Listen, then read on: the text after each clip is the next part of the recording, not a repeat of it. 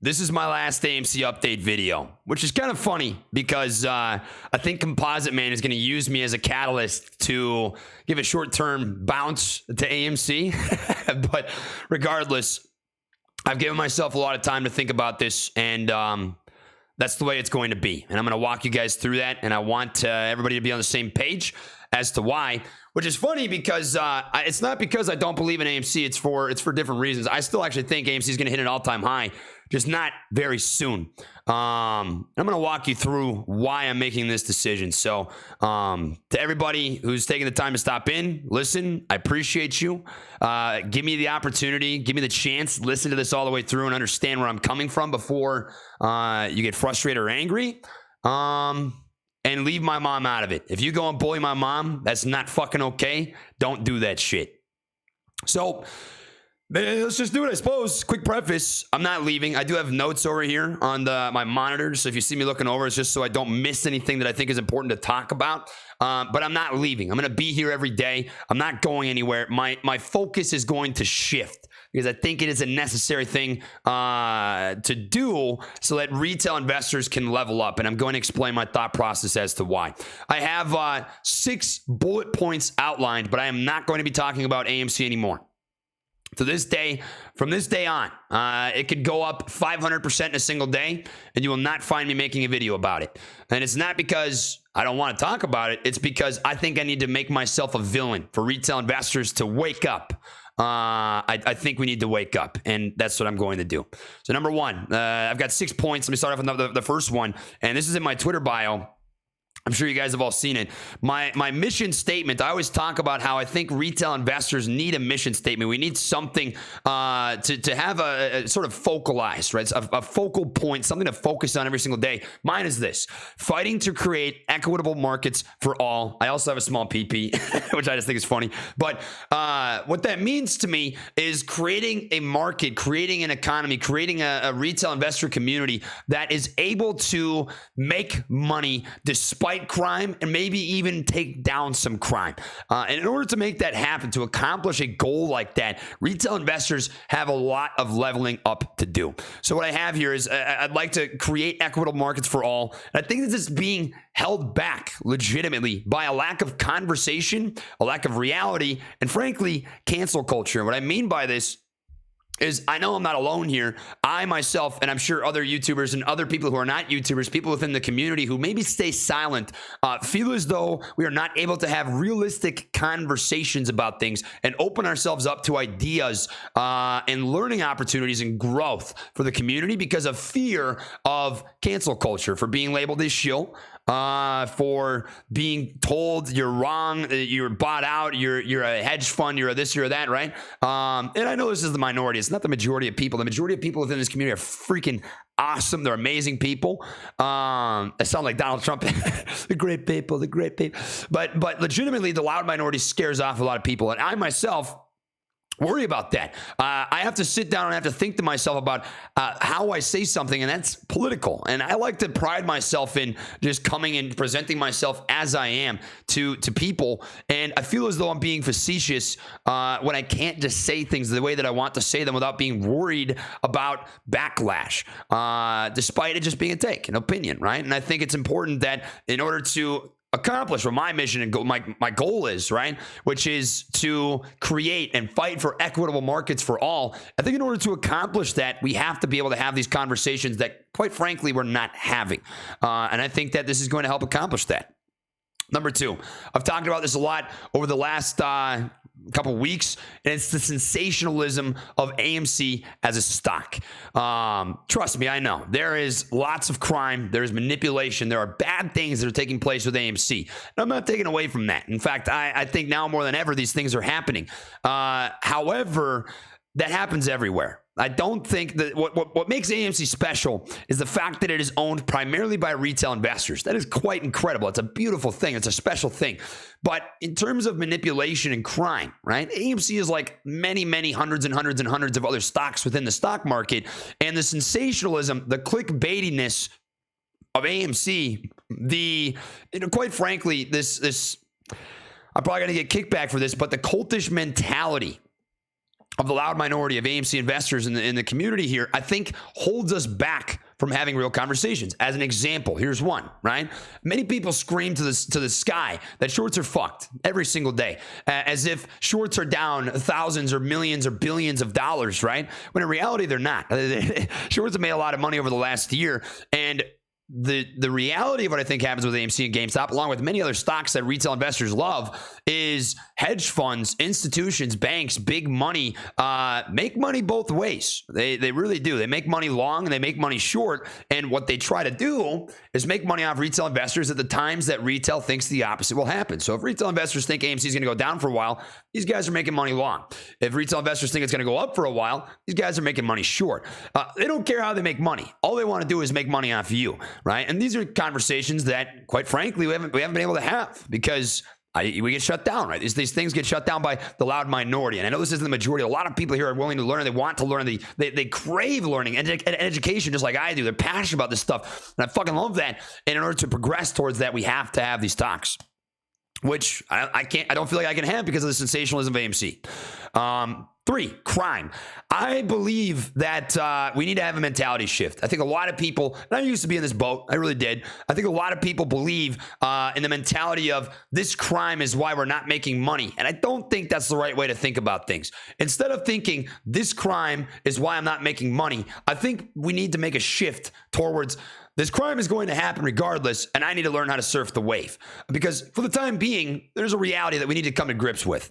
It's that there has been barely any regulation changes to anything. The DTCC, the SEC, the NSCC, FINRA, all the regulatory bodies that take care of the stock market and watch over things, there really hasn't been a lot that's changed. I mean, I know we're making a push for a payment for order flow ban or at the very least reform, right? But this is really the first thing that we've seen come out of this. And even when that takes place, we still run into the same problems of short exempt volume and naked short selling and failure to delivers and spoofing and short laddering. And we can go down the list of tactics that these guys use on a day-to-day basis to make money off retail investors. They're not going anywhere anytime soon. These things take time, and we can't sit here mentally, physically, emotionally killing ourselves over this mentality every day. People die. People die over this stuff. You know, people will kill themselves over the emotions they feel over this stuff. And believe me when I say that, because I've gotten handwritten letters sent to my P.O. box from people who are down millions of dollars who blame me and who have told me they're suicidal. They're not bots. These are real people. And we need to have these conversations, which brings me to point 4. To the people who are down money, all right? This is where things are a little more geared towards what I'd like instead of what I'd like to see for the community and mission statements, right? Making money. Right? I know a lot of people are angry and frustrated because they're bag holding on AMC, right?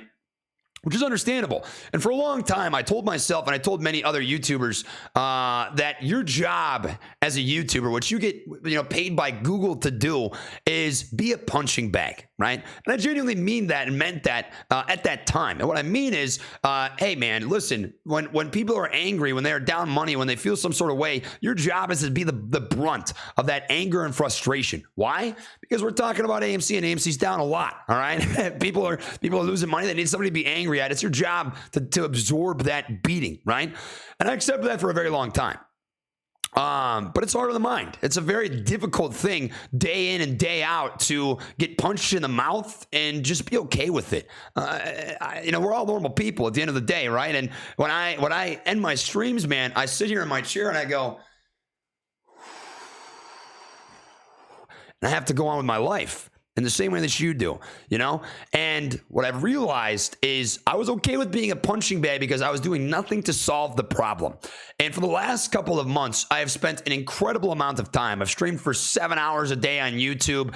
I've spent countless hours on Twitch doing charting and looking over things. I've made masterclasses for free that I think are worth hundreds, if not thousands of dollars that people have been charging hundreds or thousands of dollars for in order to help retail investors. I've been on demonetized live streams for months trying to help retail investors make money because I recognize that people are red right now, and I recognize that we're in a bear market, and I recognize that AMC has been getting smacked, right? So from this point on, it is difficult for me to feel like it's my fault, you know? Like, I understand people are red. They're bag holding on AMC and they feel some pain. And this isn't everybody. Maybe it's the loud minority, right? I'm speaking from my experience. This isn't truth. This is an opinion, right? But from my experience, right, the people who are angry because they are red and they want this thing to go up, they want this thing to squeeze. They thought it would happen ages ago. I understand that, right? But at the same time, we control our destinies. And I have really been putting in a lot of effort and work to show people how they can make these losses back. I understand people are red on AMC. People are down bad. And even to this day, I'm telling you, I think Composite Man's going to do some goofy ass shit. I think AMC is going to go up within days. And I still think it's going to hit an all-time high. It's just not going to be anytime soon. But if you have a problem with being red, right, the solution's laid out in front of us.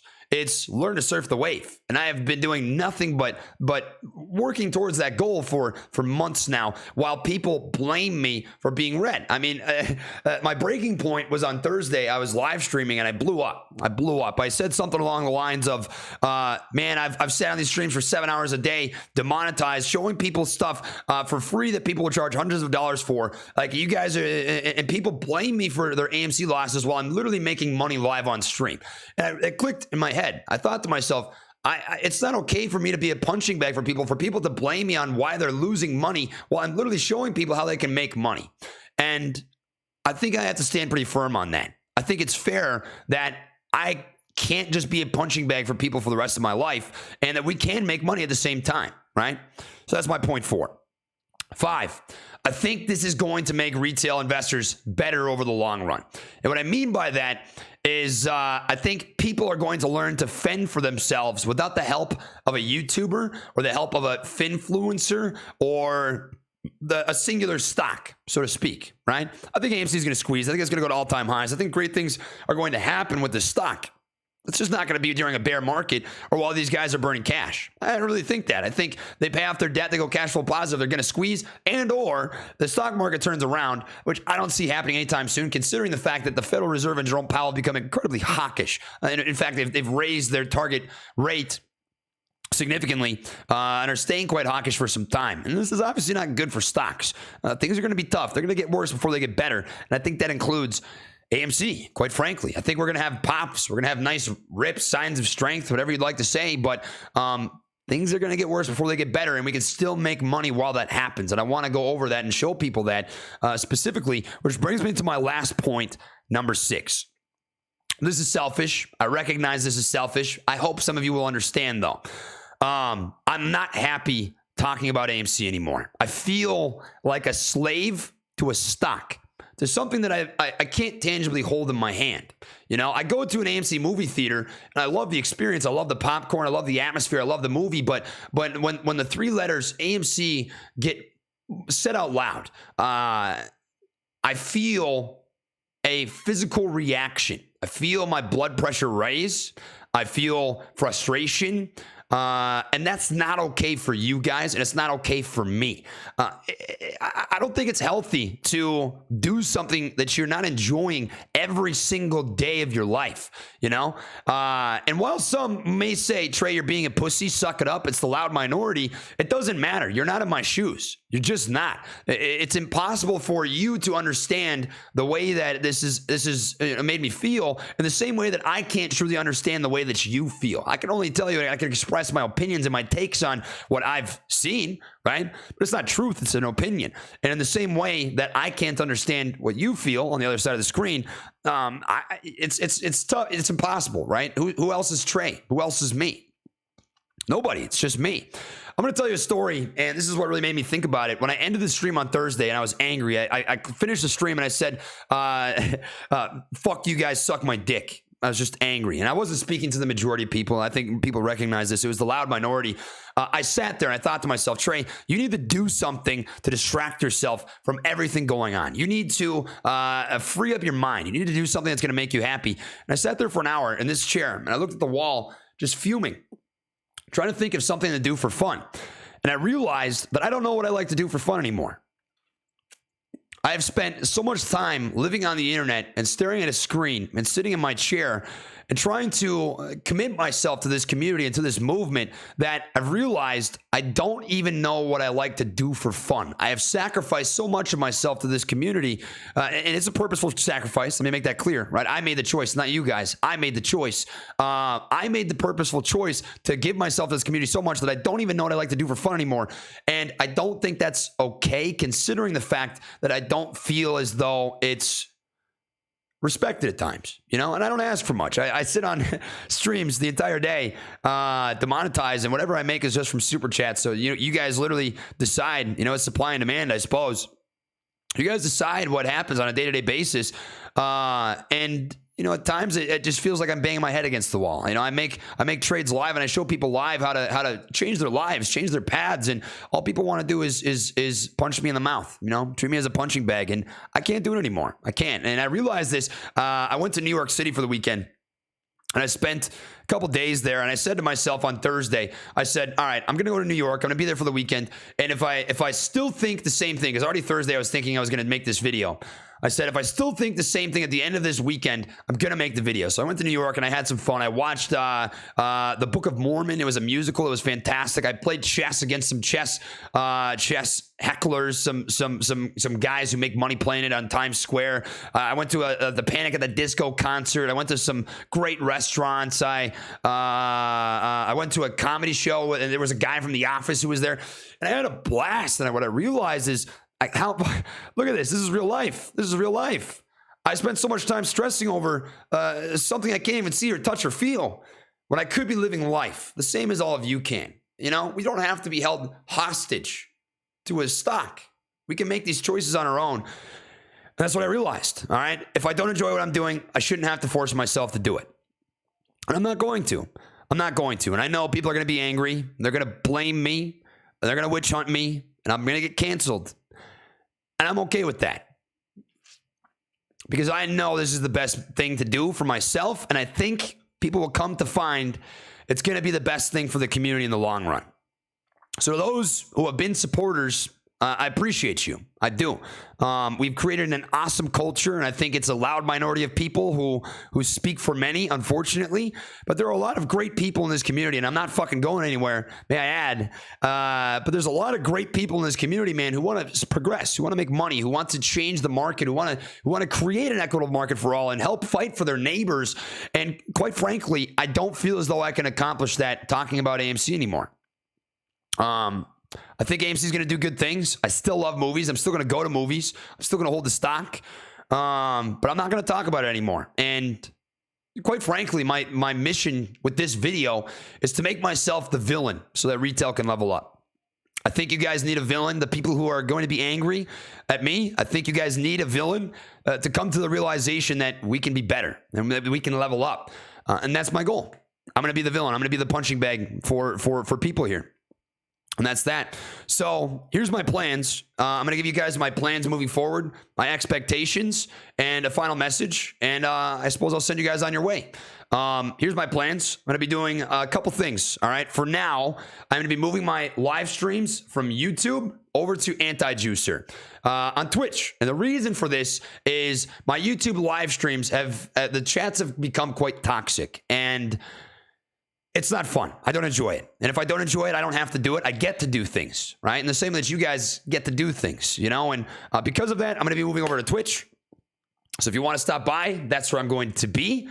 However, there's going to be standards and expectations, which I'm going to go over in a bit. Outside of that, I am also going to be streaming in the Caveman Discord, which is linked in the description box down below, from 9:30 till 11:30 Eastern. Now, I know what you're going to be thinking. Wow, go you, Trey, right? You're going to be hiding behind a paywall the entire day, right? That's not the case. My time will probably be split up, I would imagine, 35% to 65%. 35% of the time I'll be in Caveman, and 65% of the time I'll be on Twitch. And what I mean by that is I'll be on Caveman from 9:30 to 11:30 every single day, Monday through Friday, trading on the 1K challenge account, which has done pretty well so far. It's up to $1,660-ish, so I'm up 66% in the last month. After that, I will stream on Twitch from 2 p.m. until 4 p.m. Eastern, and I will take some trades, and I'll do that stuff live. So the same amount of time broken down into both. I will upload videos on YouTube when I want to upload videos on YouTube. I won't feel like I need to. It'll just be about things that I want to talk about, which I think will be huge. And then finally, I will stream on Twitch at night. And that's how things will be for now. Maybe I will return to YouTube live streaming for stocks. I feel like I'd like to. I'd like to come back to YouTube. But especially for now, that's the way things are going to be. And I have a very simple standard and expectation, and I'm going to enforce this very strongly. It's not personal. It's because I'm done being a punching bag, and I'm done taking shit for something that I don't feel is fair to myself. I will not allow people to bully or heckle me over AMC anymore. If you want to have a respectful conversation about my choice to walk away, I will certainly do that. Give respect, get respect, right? But if you come into my chat, my YouTube live streams, my Twitch live streams to bully or heckle me over AMC, I will ban you. And I'm not going to look back, and I'm not going to think twice, because this is my choice. I'm not changing my mind. This is how I feel. And you can be angry with me, right? But I'm not going to have to take it. You have freedom of speech, and that means that I have freedom of choice. You can decide to say whatever you'd like to say, but that doesn't mean that you have freedom from consequences. And the consequence, if you don't respect my standards and expectation, is I will ban you. And that's that. I suppose that's it. The last thing I'm going to say is, if any other YouTubers quit, just know that I didn't tell them to.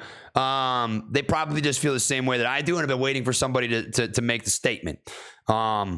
I love you guys in a non-parasocial way. Parasocial is kind of a big word. What that means is I don't know who you are in real life, right? Obviously, but I love this community. I love the people, and it really is just the loud minority that have sort of led me to this decision. You can call me a pussy. You can say I'm soft. You can say I'm letting the squeaky wheel get to me. But I, in the deepest part of my heart, think this is going to be the best thing that can happen for retail investors. I think it's going to wake a lot of people up. I think it's going to create opportunity for everybody. And I think you're going to realize that even if, even if AMC goes up, you can make money other places, right? And I think it will. I think AMC will go up. It's just not going to, it's going to take some time. It's going to take some time. And in the meantime, man, adapt. Let's adapt. Let's take advantage of the volatility in the market. Let's make some fucking money, and let's stop being victims. That's all I got. Appreciate you guys.